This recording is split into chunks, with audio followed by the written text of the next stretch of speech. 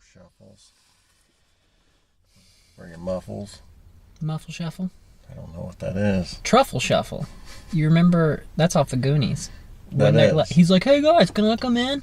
You gotta do it first. Gotta do truffle shuffle. Shake that belly. Yeah, that was hilarious. Welcome back to Lunchtime Tech Talk. I'm Chad. And I'm Mike. Mike, what are we gonna talk about today? Well, you know, we like technology. And we like bikes. We do. So, the big thing that's happening nowadays is e-bikes. Techie bikes. Yeah. Bikes that have an E in them. Trek, you know. Trek bikes. Raleigh has an Specialized. E. Specialized. No.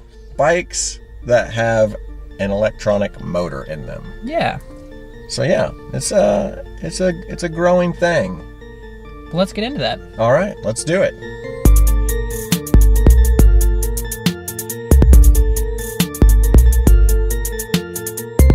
Before we get started with e-bikes, I wanted to talk about some follow-up from last week. I want to talk about the Vivoactive 3. Okay. Because we missed a few things. We did. Yeah.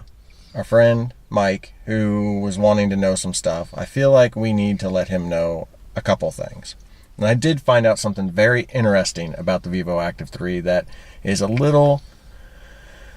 I feel like it's deceiving, and I don't think it's Garmin's fault. I want to blame Verizon. Pray tell, my lord. So, okay, the Vivoactive 3 Music by Garmin is one of their newer watches we talked about last week.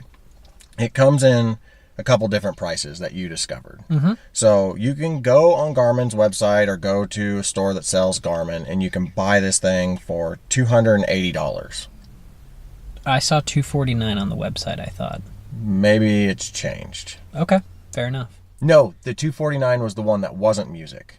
Okay, that's nothing. No that's music. Just you can't put music on it. Yes, that's right. Okay, So and then for $280, you can get music. You can put music on it. You can download music and playlists and put it on there. Verizon sells a version that is LTE compatible, and you can get it with two different prices. You can sign a 2-year contract and pay $350. Mm-hmm. You can do a monthly plan, which I think that was what? $1666. Yeah, $1666 a month for 24 months. Or you can basically buy it outright with no contract for right at $399. Okay. So, what do you think the LTE gives you? Streaming. No. What? You can't stream from it. Then what's it give me?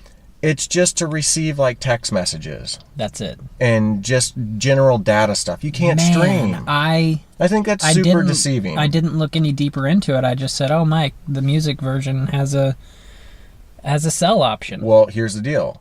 They don't make it obvious. So on their site, under the frequently asked questions, somebody asked, "Can you stream?" And then the answer is, "No, you can't stream."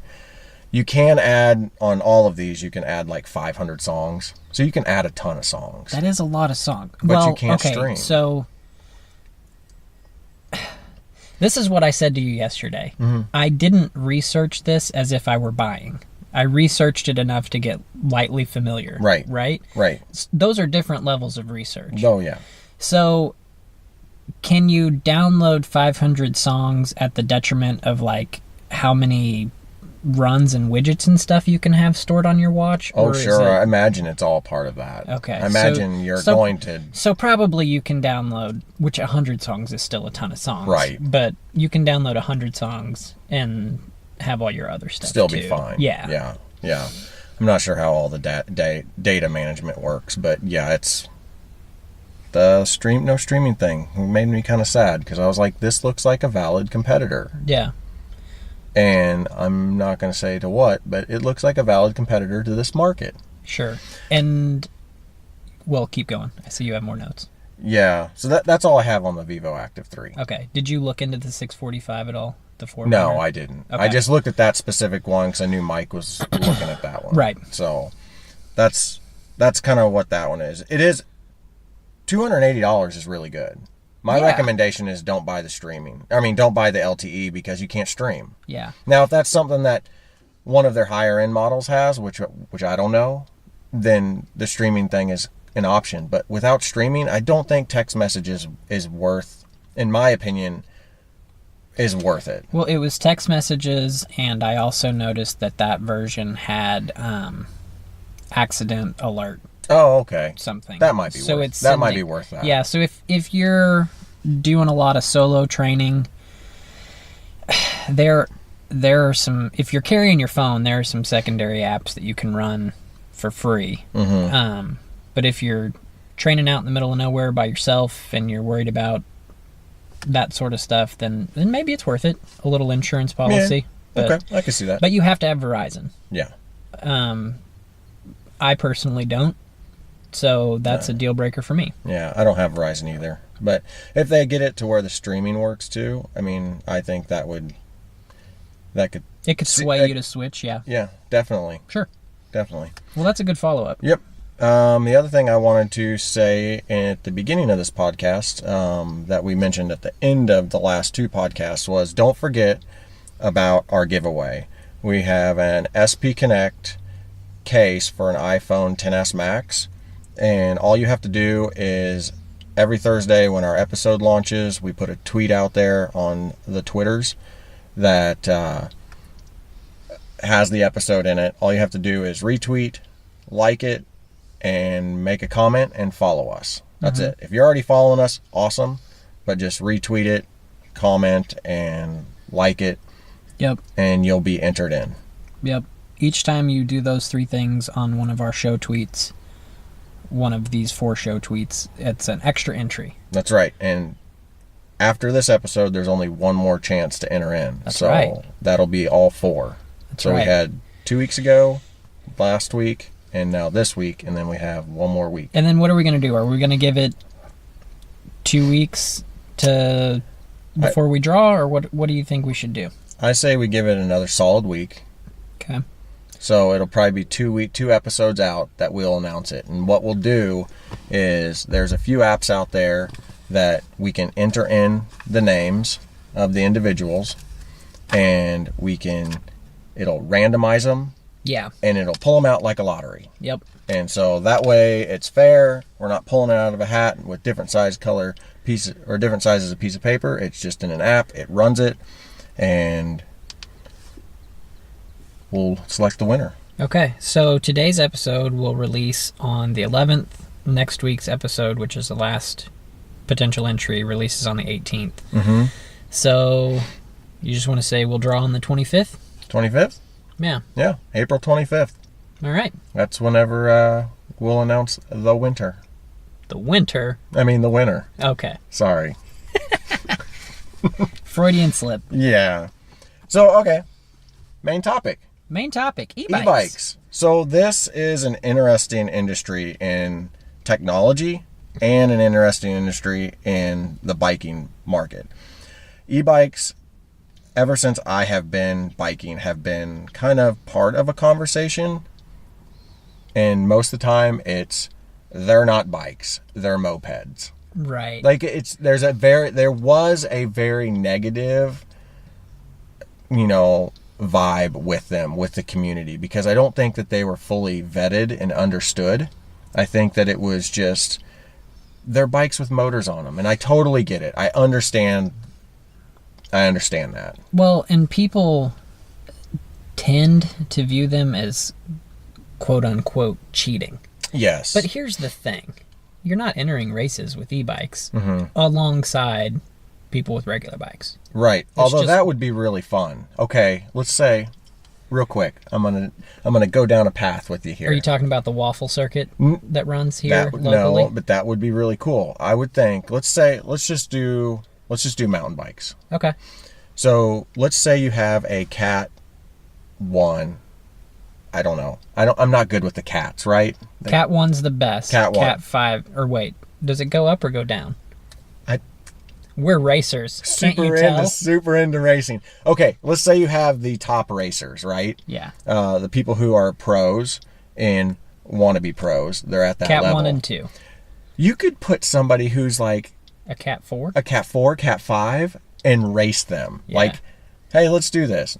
Now, it might be kind of dangerous. Well, you were telling me recently that you saw like a pretty good rider, mountain bike rider, race a pro in a mountain bike race. Now, was that like a cross country type of deal or a downhill type of deal? It was cross country. It was actually an Olympic mountain bike course that they used. I can't remember what year they used it, but it was several So Olympics it was an ago. official route. Yep, 4 miles. And homeboy on the e-bike was gassed. He was spent. Completely gassed. He did win, He won, but he was barely. he said it was the hardest race he had ever done in his life. Right, and he's not us. No. Like, he was still He was a top tier rider, but not an Olympian. he was a bike rider that I believe wrote articles for a biking like journalist type thing. So he Okay. was deep into bikes. Yeah. So obviously this guy rides a lot, but he's not elite level because some people just can't get there. Sure. I know I can't. I'm fine with that. Sure. I am definitely the weekend warrior, dad bod type bike rider. There's a certain amount of genetics and a certain amount of how much time and pain am I willing to dedicate to Yes. those extra 100 watts. For sure. And then then it's like you said, genetics. Yeah. Some people just have it. You may just not ever be able to get there. Yeah, you might not. It might not be physically possible for you to do that. So that's definitely really cool that this guy who is into bikes knows he can't be elite, but then can race an elite guy on a regular bike, and the non-elite guys on an e-bike, and he keeps up with them and beats them, and But not without effort. not without having to try. So I do want to talk about like the popularity of these e-bikes. So there was a little article that Bicycling Magazine did a while back. Basically, they said that they looked at the sales in July of 2016 to July of 2017, and the percentage of e-bikes went up 95%. Like 95%. The number of sales. Number of sales. Like it Doubled. It doubled. It went way up. Like these are obviously becoming a thing. Oh, yeah. And the sad thing is I have never ridden one of these things, but That is a sad thing. I am super like geeking out on these because everybody that I've watched on YouTube and anybody that I've talked to that has ridden one has said it's just fun.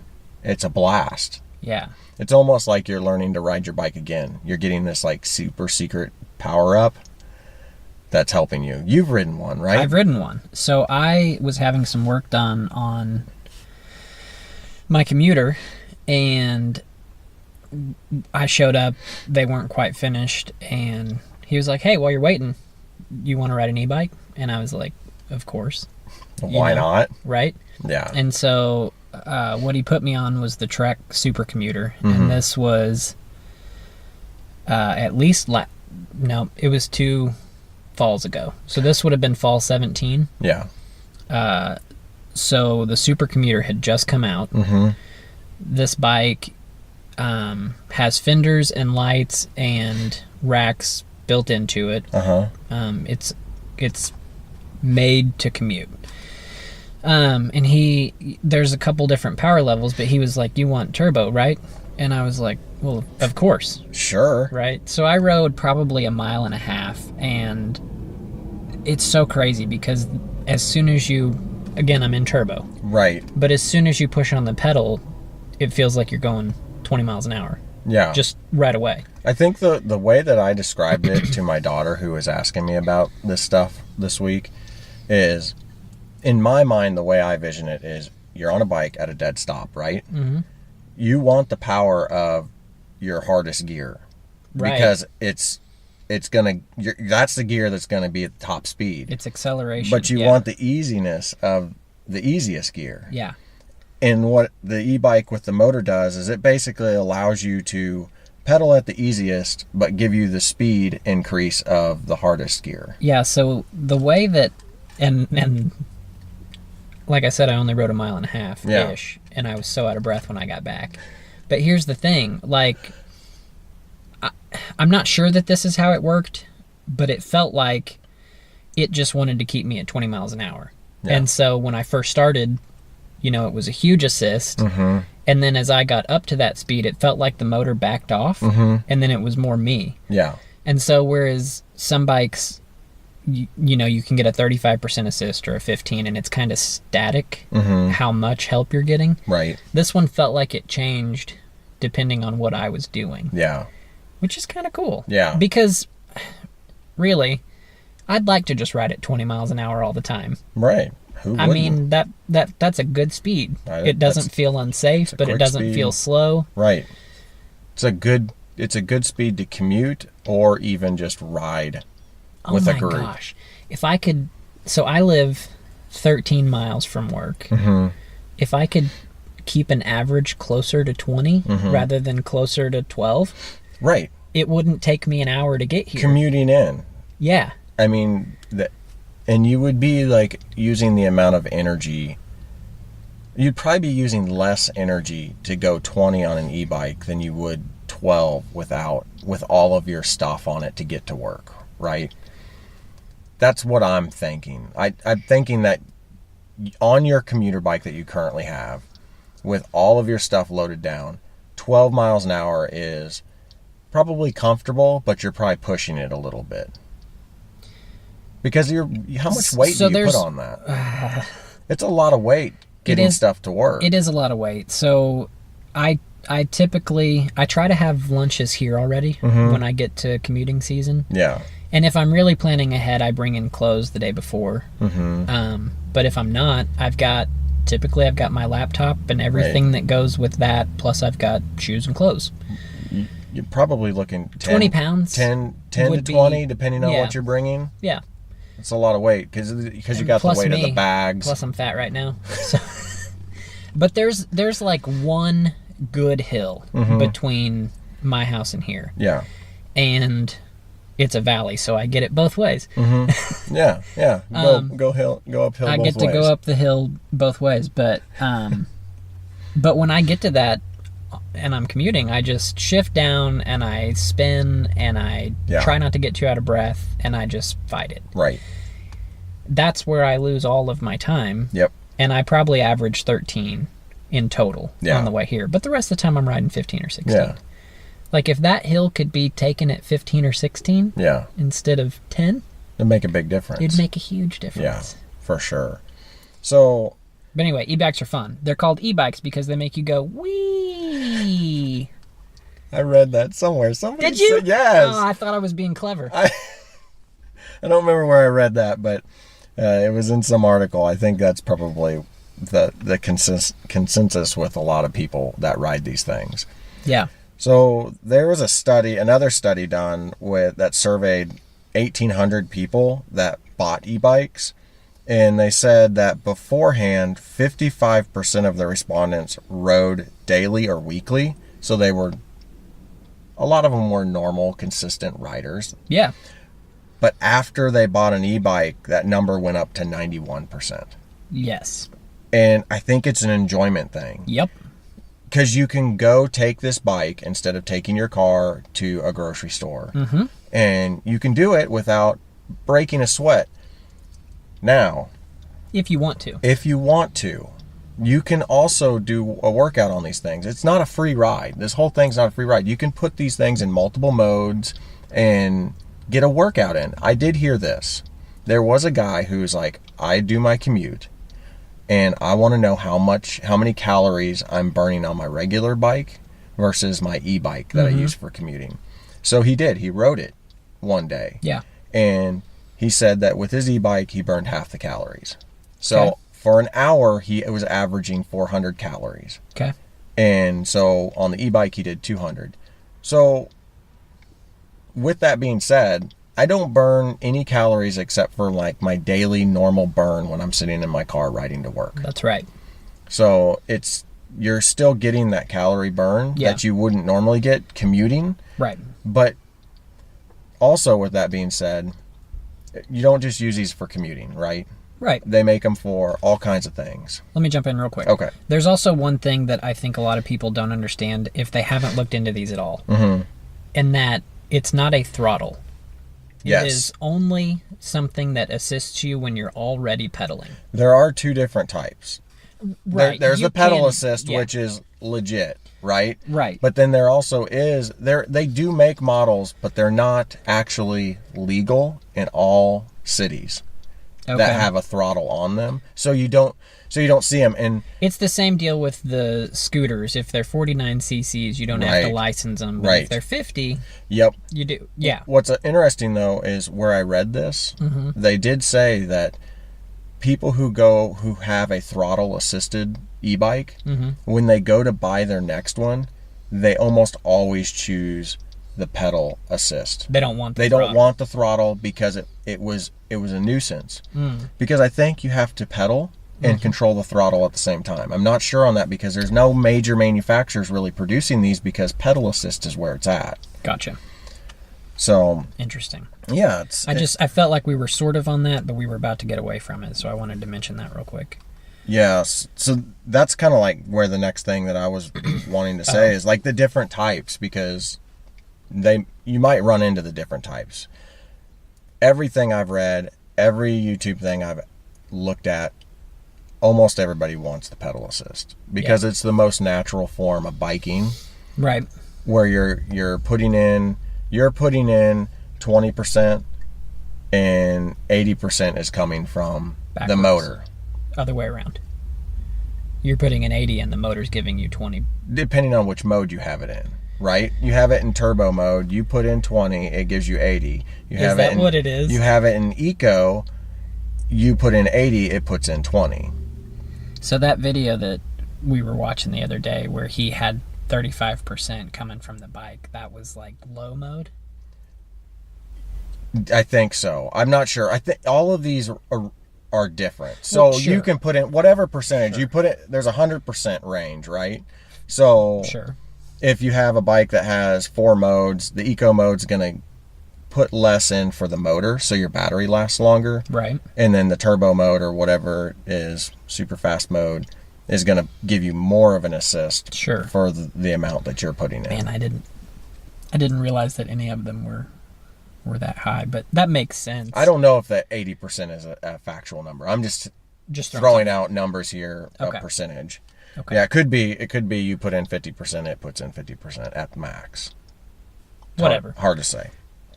But yeah, no, that's the different types of motors you can get. But you can get all kinds of different types of bikes, from like commuter bikes where you have like saddlebag holders. Is that what they're called? What are those called? Panniers? Yeah, those things. And they have the little mud guards on them, Fenders. the fenders. Yeah, so you could ride these things in your slacks. Yep. You On got your way to racks work. and fenders, and most of them have a chain ring protector to keep your pant leg from getting caught. A lot of them have built-in lights. Which is cool. Which is very cool. That is super nice. And so, And they're usually good lights. that's what I read. like, it's not just a cheaped out, hey, we threw this thing on here. On the Super Commuter, I was reading the Trek version. Somebody had wrote a review that they're like, this headlight is brighter than some of the car headlights on the street that I'm on. Yeah, so the light that I own, that I've purchased, that I ride with, I think it's like 500 lumens, which was up huge from my 60 lumen light Right. before that, right? Yeah. But I think that Super Commuter has like, it's over 1,000, but I think it might be like 12 or 1,500 lumens. Like, see. it's a bright light. Which is cool. These are all built in Yeah. to these commuter Yeah, bikes. and they're LEDs, so it's not like, oh, it's built in and it's going to burn out. You know, that used to be a thing that you would worry about. Yep. Love LEDs. So you've got the commuter bikes, but they also have mountain bikes Yep. and road bikes. Yep. And I'm pretty sure that they have cross bikes. Probably. I mean, there's anything, and there's even Every bike you have looked at and said, oh, that would be handy for X. Someone has put a battery and a motor on that bike. right, like a a bike that can haul stuff. I'm going to talk about one of those later. Okay, So those are something that's in there too. Now, back to the point where you said earlier about when you hit 20 miles an hour, you felt like it was assisting you less. Mm-hmm. Some of that could have been the governor that they put on them. So there's a governor on these things to make them street legal. Sure. So you can get bikes that will go over this governor, but some places require a license plate and insurance. That's fair. If you're going to be traveling 30 to 40 miles an hour Yeah. consistently. Yeah. You probably need something. Yeah. Because if you ran into somebody at that speed, yeah, you're going to need... Speaking of running into people, Yeah. did you have it planned to talk about helmets? So they do make e-bike specific helmets. Oh, really? Now, yes. So there will be a marking on the back, because they anticipate if you're crashing on an e-bike, you're crashing at higher speeds Okay. than what you would on even just a regular road bike. Well, that's interesting. And so they have put in a little bit more precaution to try to protect your noggin. Well, that's good knowledge. Yeah. I did not know that. Yeah. So if you're in the market or if you have one already, check your helmet. Yeah, maybe. See if it's e-bike ready. It makes sense because I would say on average, whenever I'm out riding my road bike, Yeah. 15 miles an hour is a pretty good clip Yeah. for an average. Yeah. I know it's not Lance Armstrong fast or whoever fast, but it's quick, Yeah. and that's an average. So Yeah. I'm going under that and over that, and generally the over that is down a hill. Right. So, and you're already being really cautious on that. Yeah. So if I were to get into a wreck, more than likely on a full bike ride, it's probably going to be at between 5 and 15 miles an hour. But So- on an e-bike, if you can average 20 all the time, dude, you're going to be going 20. So my only road bike crash was between 15 and 16 miles an hour, and I slid farther than I would have thought on pavement, and it No thanks. it took a while to walk normal again after that. And it wasn't because I hurt my bones, it was because of just the road rash. Road rash, yeah. And I've got to wear pants to work. I've seen people. Yeah, And my hip was raw. I've So, seen people crash, and they slide really far. Yeah. So you probably are better off getting that helmet. Yeah. Here's the other thing, though. I feel like most people right now, and maybe this is me projecting like my wants, most people, though, if they're buying e-bikes, they're either buying commuters or they're buying mountain bikes. Mm-hmm. Few people that I know have gotten into the road bike, e-bike market. Yeah. And so And you think that's because are of controversy? I do. Okay. Because the people we know that are out riding road bikes are crushers. Well, and I also, just from a person who has biked for over a decade, I think of road bike as exercise. Yes. I think of commuting as getting to a place, and I think of mountain biking as Strictly enjoyment. enjoyment. I mean, you get a Socializing. workout. Right. But yeah. It's more of a social experience for me. Yeah. So with road biking, gosh, the term you hear all the time is suffering. Yeah. And that's how people describe how much fun they had. Oh, I really suffered today. So twisted. It's so twisted. Yeah, but I almost wonder, like, if you got an e-bike that was a road bike, would you enjoy that ride a lot more? Would you be able to look around more and be able to have a conversation?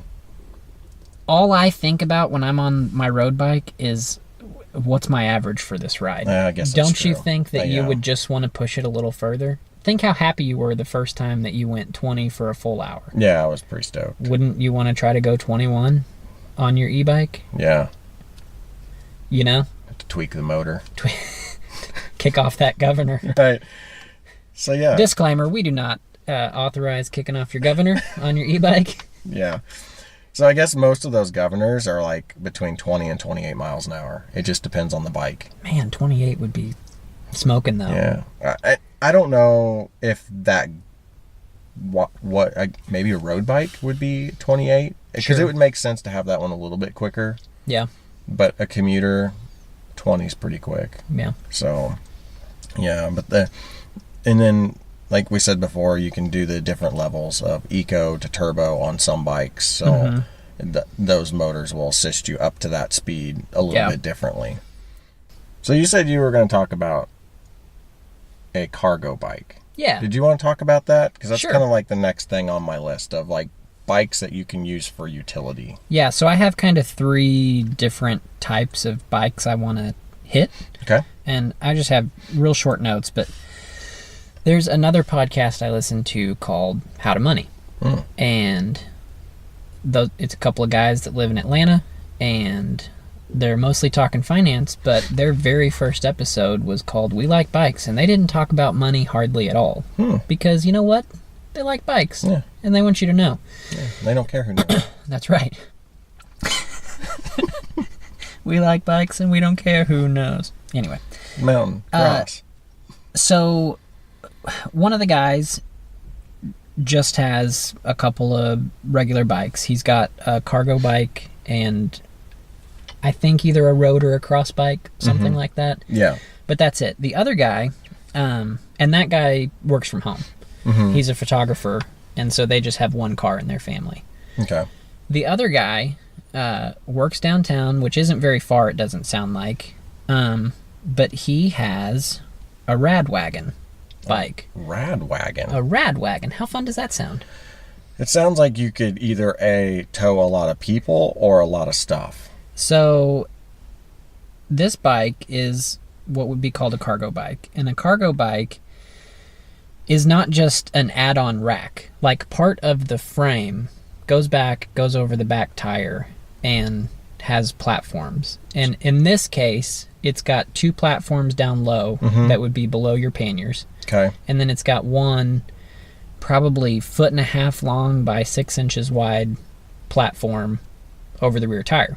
So this sucker can hold stuff. It can hold stuff. Total weight is 300 pounds. 300 pounds? Just the rear rack will hold 120. Oh my gosh. So what he actually said he does, he's got 2 kids, and he'll throw his 2 girls on the back and pedal them to school, drop them off at school or daycare, whichever place, and then ride on to work. And he said, for him, like, he wants to be as frugal as possible, but like, he also is kind of looking out for the environment, and he's also just having fun and avoiding traffic, because depending on how long your commute is, you can avoid a ton of traffic if you're on a bike. Yeah, because you can potentially take trail systems. Sure.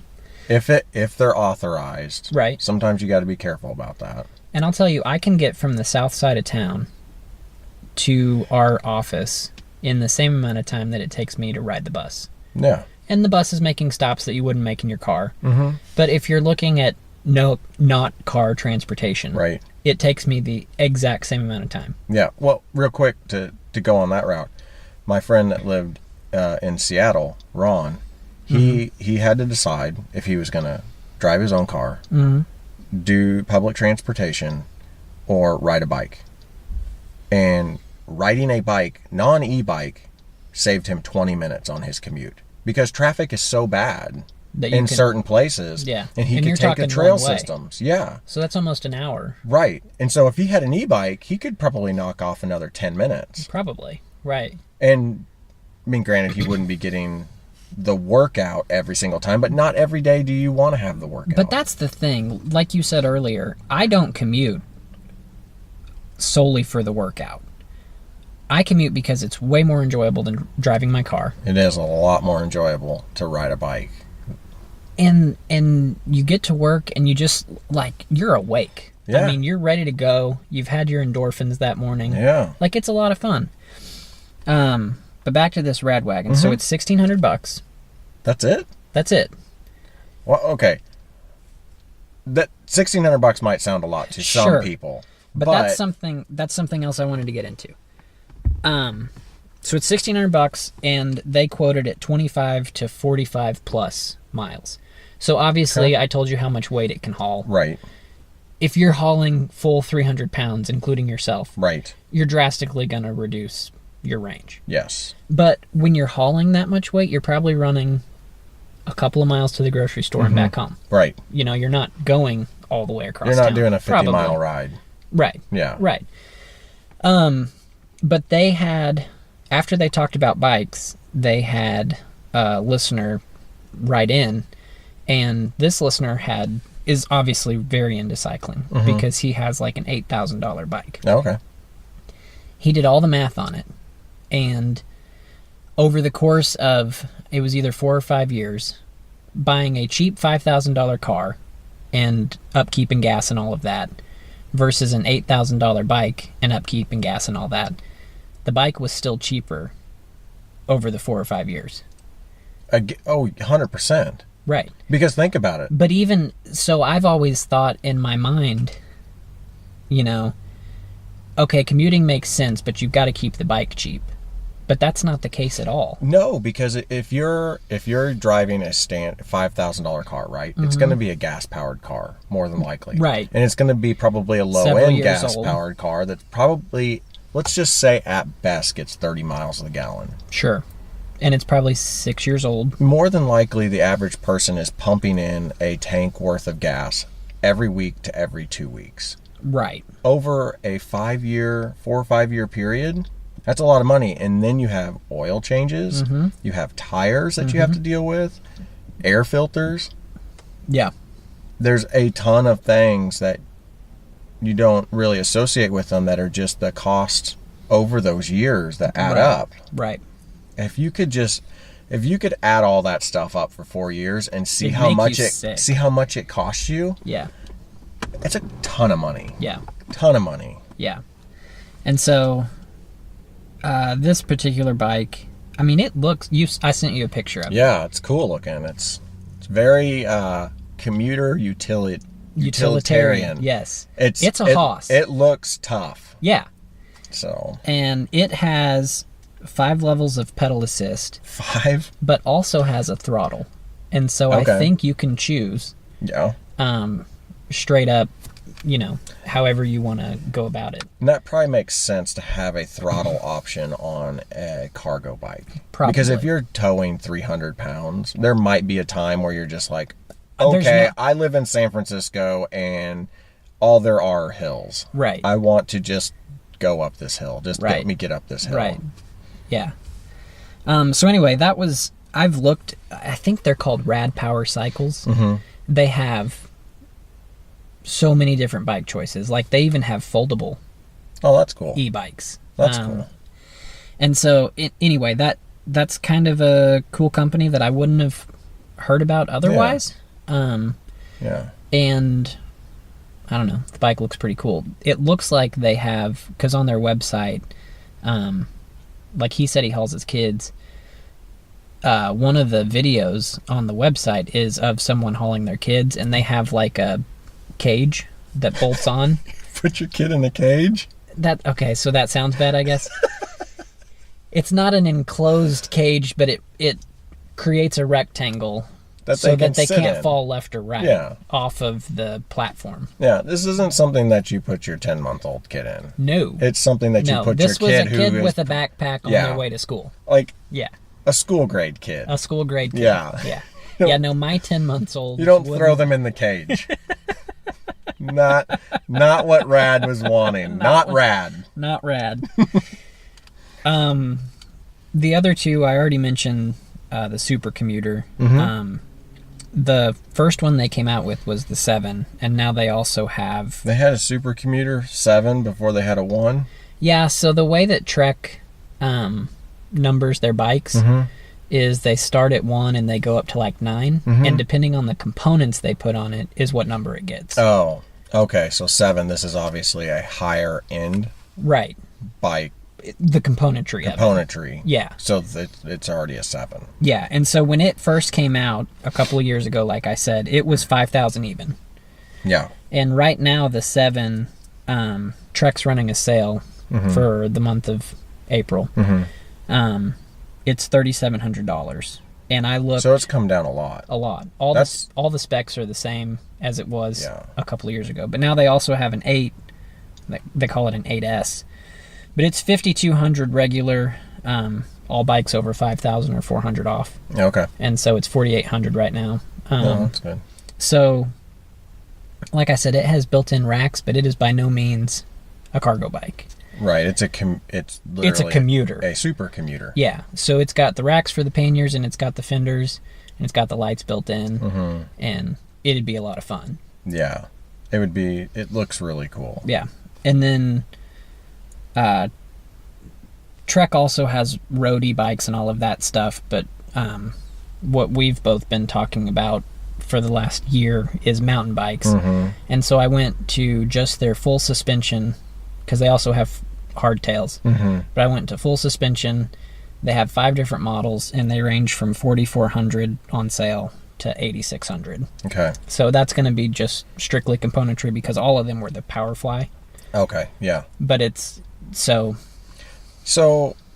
these prices might seem shocking, but in the realm of like high-end bikes, that's pretty normal. Yeah. And to these bikes that are high-end bikes for that price, that's pretty normal. I suspect in the next 5 years, you will see manufacturers like Trek and Giant and Specialized coming out with under $2,000 models. Once they start to recoup their initial R&D, you'll see the prices on the lower... Which could be soon. Well, like I said, the super commuters already dropped $1,300. Yeah, I mean, based off of what those surveys were and the amount that they've found, how much the sales are increasing. Well, yeah, that's the other thing. The more units you move, the less profit per you have to make to make the same dollars. Yep. And so, yeah, every company is in it to make a profit, but they're not in it to rape and pillage. Right. Yeah, because what are they going to get from that? They've got competitors that they've got to go up against. That's right. So they have to offer... I mean, yes, if you're a Trek, if you're Specialized, you can generally charge a little bit higher price for the same specs as, say, another brand.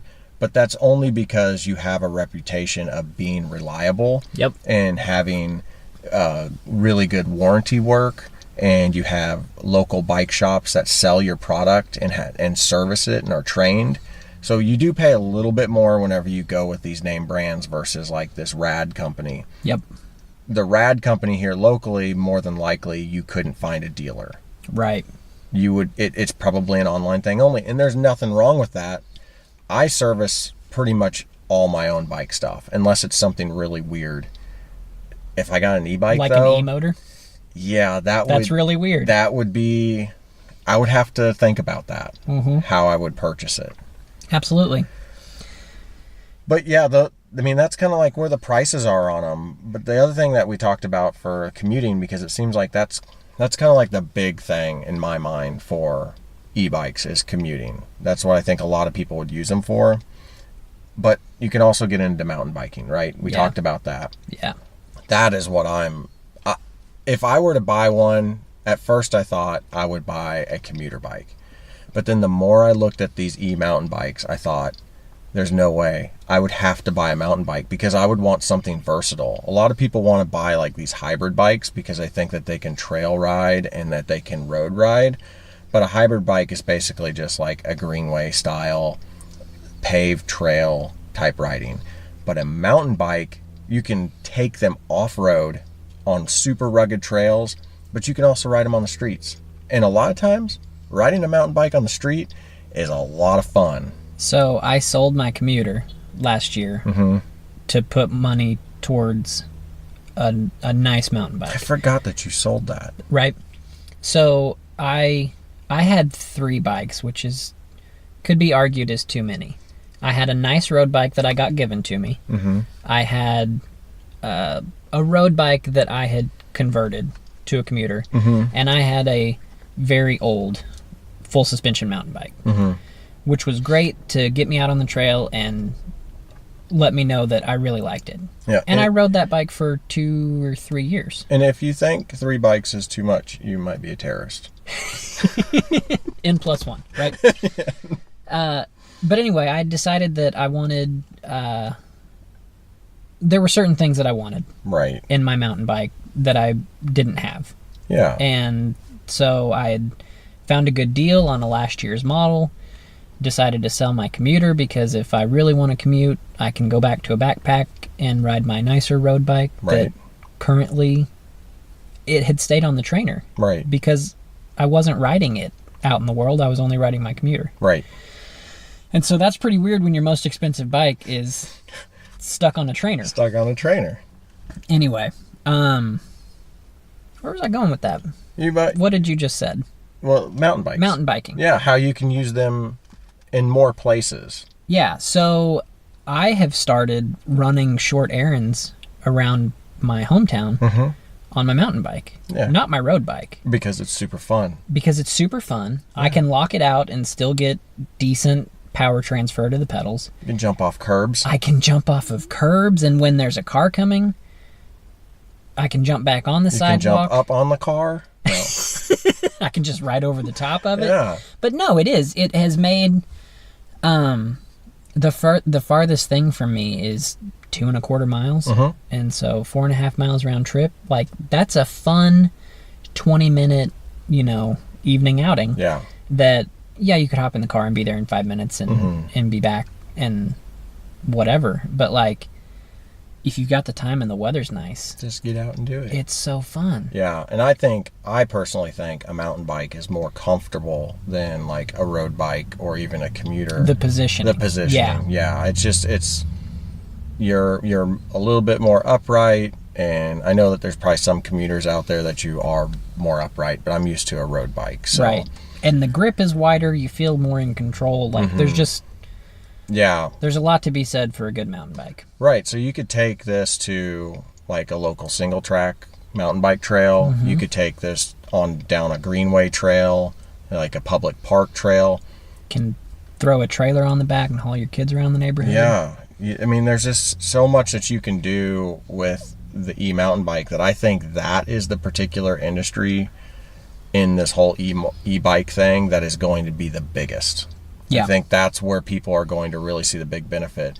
Now, you do need to make sure, like we said earlier, that your trail system allows these, because there are certain groups that do not like them. But what's really interesting is IMBA, which is a mountain biking association, has really changed their stance on what they think of e-mountain bikes. And so they are allowed on almost all IMBA trails, which is a really cool thing. They're starting to see that this is actually bringing more people out, and they have found that those e-mountain bikes don't cause trail damage that they initially thought that they were going to cause. Right. They cause no more trail damage than a regular mountain bike does. Right. I think they thought that people were going to be peeling out. Yeah. I think there was a misconception of what an e-bike was, that they thought it was going to be a motorcycle with an electric motor. Right. Because that's kind of how they portrayed them at first. Sure. But now if you didn't know, you'd just be like, "Oh wow, that's a bike with a really thick down tube." Yeah. Like, why is that down tube so thick? And then you'd realize, "Oh, okay, that's why. He's really quick, because he's got a little motor inside his bike." But yeah, so IMBA is embracing it. I also read that is it UIC? Is that what it is? The racing organization? Oh, UCI. UCI. Yeah. The UCI is actually they are starting to work with racing. United Cycliste International. Yeah, and so they're going to even have a world champion mountain biking. With E, but it's only going to be e-racing. So you're going to have these pros on e-bikes. Sick. So I mean, they're still going to put the effort in, but you could probably see them do some really crazy stuff. And here's the thing with mountain biking that separates again out from road biking. Like on trails, if you don't have the handling skills, the speed doesn't matter. Exactly. I'm still going to be all over my brakes. Yeah. Through tight stuff and through turns and that sort of thing. Yep. So it's not like, the power assist is not the only thing. Yeah. Where on the road, you could get away more with oh, well, the only reason that person won is because of the E. Right. You know? Right, yeah. There's a lot more skill involved with technical skill involved with mountain biking because you've got rocks and roots and jumps and drops and downhills and trees and trees. Man. I mean, and you're riding on a skinny line that's typically no wider than like a sidewalk weaving through the woods. At best. Yeah. At worst, it's no wider than a car tire. Exactly. But the thing that really sold me here recently on the whole mountain bike e-bike concept was I watched this guy's YouTube channel, and I'll give him a little shout out. It's Rob Rides EMTB. So, EMTB. Yes. So Rob rides e-mountain bikes, essentially. Right. This guy, he's overseas, and he reviews these units, but he rode a specialized version, and he signed up for a crazy long race. I want to say it was like 75 miles. 75 miles of off-road. And it wasn't a race. No, it was just a ride. Yeah. But 75 miles on a mountain bike. 90% of this was off-road. Yeah. On a mountain bike. And he says hills. Exactly. Yeah. He says in this video, I would not be able to sign up for this right now. I'm not in the shape to do this. I don't have the time to train for it. But with an e-bike, he could sign up for it, and he had a blast. He can give his money knowing that he's giving to a good cause and knowing that he's going to have fun.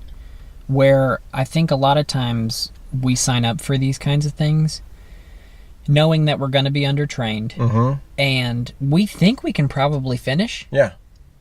But we're gonna end up having a bad day. It's gonna hurt. You're gonna be Yep. useless at the end of the day. Because let's be real. As much as we like to run, as much as we like to bike, training at our life right now is crazy. With kids, with family, in our 30s, it's life is chaos. It's get in where you fit in. Exactly. And yeah. And to have something like this where I could go out. This is my dream. Pipe dream. This is my pipe dream. Yep. Come along with me in my pipe dream. Let us go. I have 3 to 4 of my friends. We're all on mountain bikes. We all have not been working out. Maybe one of us has been working out, and everybody else hates that guy. Yeah, he's because leaving us. He's like a goat climbing a mountain, and he puts his bike on eco. Right? Sure. We put our bikes on turbo. Or maybe he doesn't even have one. Maybe he doesn't. Yeah. And we all ride together and we stay together. And not super out of breath, able to have a conversation. And instead of riding 10 miles on a mountain bike trail, we ride 20. Yeah, because how many times have you hit the 2-ish hour mark when you were hoping to be out for 3 or 4? Mm-hmm. And you're just gassed. You're done. You have nothing left in the tank. Yeah. And you're exhausted, and so yeah, you want to go hit cease and desist, but you're exhausted. But you're super tired, and you can't, and then you crash. And when you're tired, you don't focus well, and you don't want to be in a situation in a mountain bike ride where you're not focused because mistakes happen and you land on your face. You land on your face, and you rash out your shoulder and mess up your knee. And your first friend comes up and says, "Do you still have all your teeth?" And you do. You do. Which is great because you hadn't thought about that. And then your other friend walks up and says, "What did you break?" And luckily, nothing. Nothing. Yeah, so... Maybe a bone in your hand. But you're not sure. And, you know, it's that dream that I have of just going out to have fun. Yep. Like I said, I think I said this before on here, or maybe I just told my daughter this. Road biking is exercise to me. Mm-hmm. Mountain biking is socializing. Yeah. It's hanging out with my friends, riding a mile, riding 2 miles, stopping, talking, just about whatever, taking a 5-minute break, and then going and riding a half a mile, 2 miles again, going up something, going down something, you know, practicing on a jump. Right. And if I can do that for either a longer amount of time without getting tired, or get in more miles in a shorter amount of time, yeah, that's it's money well spent. Yeah, so on a mountain bike, everybody wants to go downhill. Mm-hmm. You've got to go up to go down. And up is hard and exhausting. Oh, yeah. And by the time you get up, you need to take a rest so that you can go down. Mm-hmm. On a road bike, people search out up. Mm-hmm. Because it is exercise. Yeah. And they know that they're building their endurance and their strength and all of that stuff. So, Right. like, the mindsets for each are completely different. Mm-hmm. And so, yeah, if I could get up easier Mm-hmm. so that I can have more downs, Right. that's great. Oh, yeah. That's the thrill of mountain biking. That's the thrill of mountain biking. So that's kind of where I think we both stand. We both think... I think we're probably on the same page. A mountain bike would be what we would probably look at first. Yeah, because you can lock out your suspension and you can use it for running errands or commuting or whatever. I mean, you're probably not going to go and pick up a week's worth of groceries, Right. but you can run to Walgreens and Right. pick up a thing of medicine for your sick kid. Yep.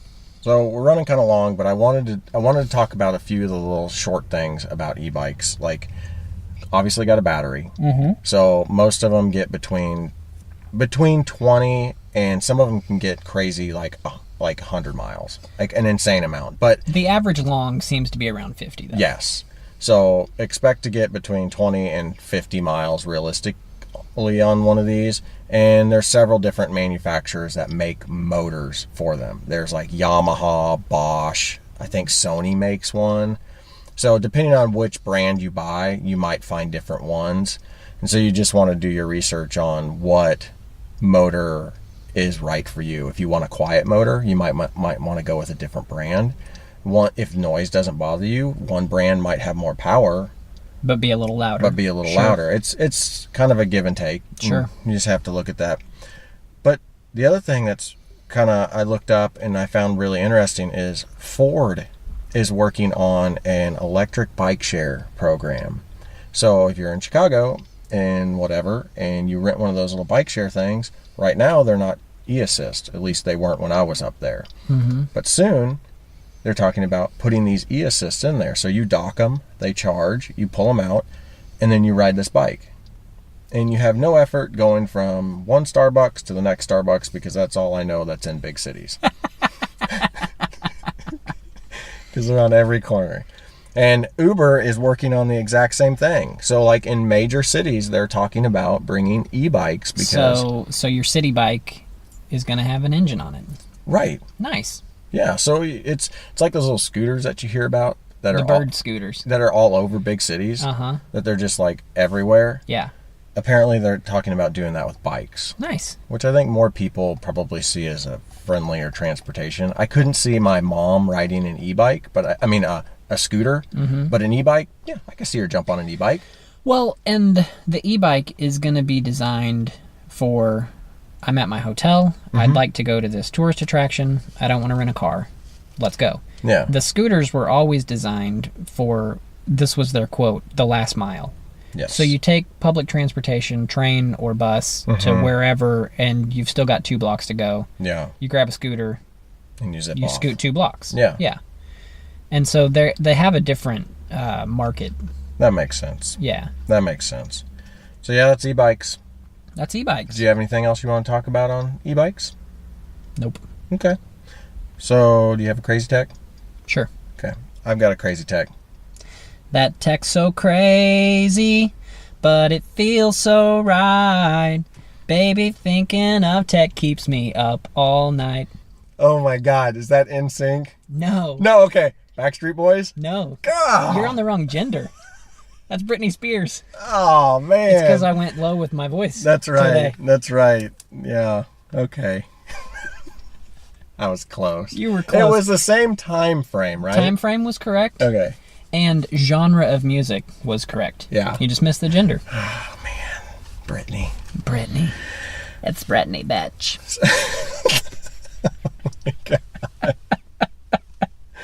So I'll go first because You always do. I guess so. My crazy tech is not out, but I'm actually very excited about this rumored announcement. Amazon is talking about making true wireless earbuds that have Alexa built into them. So true wireless like AirPods. Yeah. With Alexa. Yeah. Just sitting right there. Yeah. And what I think, if it's like Amazon traditionally is, they will do everything they can to make these things inexpensive. Right. So I'm just excited to see what this actually is. Like, what does this do for the industry if you get a company that is willing to sell things at almost cost? Yeah. And if they put out a good product. Because their Echo products are, in my mind, I think they're really good. But so to have another big competitor, a company that has a ton of money, that can throw a lot of research and a lot of money at this project to make their product the number one product, I think we could be in for something really cool. Well, yeah, a few years ago I might have thought twice about it, but like the Amazon Basics stuff. Yeah.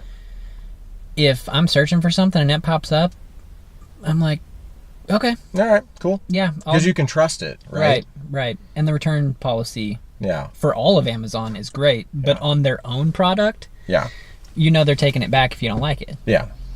So there's no announcement on price or time or any of that stuff. With Amazon, it could be, next Tuesday, or it could be a year from next Tuesday. But hey, we're looking at this. But I suspect that since they have kind of said, hey, we're doing this, that we're going to see them sooner than later. Because they want in this market. This market is huge. The true wireless earbud market is a Fortune 200 company by itself, which is nice. Huge. Yeah. So why wouldn't they want a piece of this? And if they can make it work with Alexa, I'm all about it. Right. So you just activated someone's device I'm fine 3 with different times, and I did it once myself. But I didn't whatever. say delete all of your reminders. Oh, that'd be bad. That would be bad. It wouldn't be for me because I don't have any, but my wife, she has a million reminders because she's a teacher. Yeah. And she's got stuff going off all day, like, Yeah. Sally, take your insulin or whatever. I don't know what she's got them for, but okay. Yeah. Good for Sally. Good for Sally. Yeah. What's your crazy tech? My crazy tech, so mentioned before, finance guy. And I recently had my sister asking me about what I use to budget and all this stuff. She was using a notebook. And, whatever works for you, right? But like 5-ish years ago, I started using a product called YNAB, which stands for You Need a Budget. Oh, okay. .com. Yeah. And I know there's others. There's Mint and whoever else. Dave Ramsey has one too. Yeah. But it changed my life. Well. For real. And not because of this particular product, but just the ease of use of keeping a budget online, because I kept Excel spreadsheets. Yeah. My wife never felt like she knew what was going on with our finances. It got to a point where she was like, she would text me and say, hey, can I buy a tea today? Yeah. That's not where you don't want that. anyone to be. No. Because that's not the type of husband I am. Yeah. You're not like controlling. Right. She just wanted to know, make sure. Do we have money? Are we good? Because a lot of times when we first got married, we didn't. Well, yeah, because you were young and you were broke. Yeah. Broke boys. And so, but then, as with what happens with a lot of people, you get a good job or you get some raises, and like your life kind of creeps with your raises, and you're still broke. Right. Right? Yeah. I think isn't the percentage of people living paycheck to paycheck is very high. It's very high. So, and it's not just low income earners. Right. People over 6 figures, a high percentage of 6-figure earners are still living paycheck to paycheck. Right. Because they just have fancier things. Yep. Yeah. Yep. So anyway, if you're out there and you're struggling or not struggling but just want to get a better grip, try some software out. Yeah. What was it called again? The one I use is youneedabudget.com. It's YNAB. YNAB. Cool. Yeah. I'll check that out. Yeah. I think that'll do it for us. Is that gonna do it? Yeah. I like talking about e-bikes. Me too. I need to go ride one. They're so fun. You know what we need? We need to find a demo day Oh, yes. with e-bikes. That, and my wife had kicked around the idea, and I'm going to hold her to this. So I know she listens to this podcast. So she kicked around the idea of us going up to the Frisco Trail, which runs between Kansas City? Katy Trail? The Katy Trail. Yeah. It runs between Clinton, Missouri, and it goes over to St. Louis. St. Louis. So this is a long trail. 212-ish miles, I think. She kicked around the idea of maybe doing part of that, maybe by Herman. Is that what it is? Just the wine place? Yep. So there's bed and breakfasts all along this place. All along. It runs next to the river. And so I thought, well, maybe we'll get a tandem and we'll just huff it, right? But what about renting e-bikes? What about renting a couple of e-bikes? That would be a blast. And if we did it like 30 miles every day, she's not a bike rider. Right. So she is not, she works out, but she doesn't have the seat time that's required for a long bike ride, because that is part of the training in bike riding, is sitting on the seat. If we rented e-bikes, it'd be super comfortable. And so the nice thing about Katy is it's rail to trail. So it's 1 or 2% the whole way. You're getting on and off all the time because of, like you said, wineries or, stopping at a place to eat, like whatever. Yeah. And so you're not, especially with the e-assist, you're not going to spend any long stretch of time if you're doing 30 miles a day. Yeah. That'd be great. And you wouldn't have to worry about the wind. Because a lot of times on those railed trails, it's like they position them to, no matter which way you're going, there's a wind of 30 miles an hour blowing in your face. I have spent so much time on Zwift lately, I didn't even think about the wind. Oh, I know. But you're right. They put a fan at each end, and just depending on which way you're going, they turn it on. Yeah, that's what they do. And they do it for everybody. Yeah. So even the people that you meet that are coming your way, they also have wind in their face. Individual wind torture. Yeah. Brought to you by your local rail trail. So anyways, yeah, that's something that I think would be pretty cool. So I'm all about these e-bikes. Gosh, if you rent an e-bike and ride one for a week, I predict 3 months from that point, you own an e-bike. And then I go, Chad, why are you so slow? What's going on, man? I'm not even sweating. God, I'm already slower than you on a mountain bike. I don't need you to be on an e-bike. We can hook a little rope. There you go. You can tow me. I can tow you. I could get That's not dangerous. I could get the e-cargo bike and we could go mountain biking with you in the cage. Chad, get in your cage. All right, that'll do it for us. Why don't you tell them where they can find us? You can find us on Apple Podcasts and all your other podcatchers. Head out to Apple Podcasts and subscribe and rate us. Review us if you feel so inclined. You can find us on the web at lunchtimetechtalk.com. You can browse show notes and play recent episodes, and we put some extra posts out there from time to time. You can find us on Facebook and Instagram at Lunchtime Tech Talk. You can find us on Twitter. Yep, we're there. We're there. You can find us on Twitter at Lunchtime Tech T1, and you can find us on Patreon. Throw a buck or $5 our way. Yeah, that'd be sweet. You can find me on the socials, the Sochmeads. The Sochmeads. At MSU Mac. That's MSU-MACC.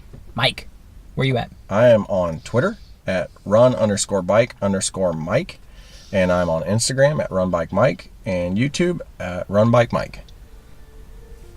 All right. Thanks for spending your lunch with us, guys. Yeah, get out, ride your bike. Ride and your if it's bike. an e-bike, let us know what you think about it. Get on your bikes and ride. See ya. Bye. Bye.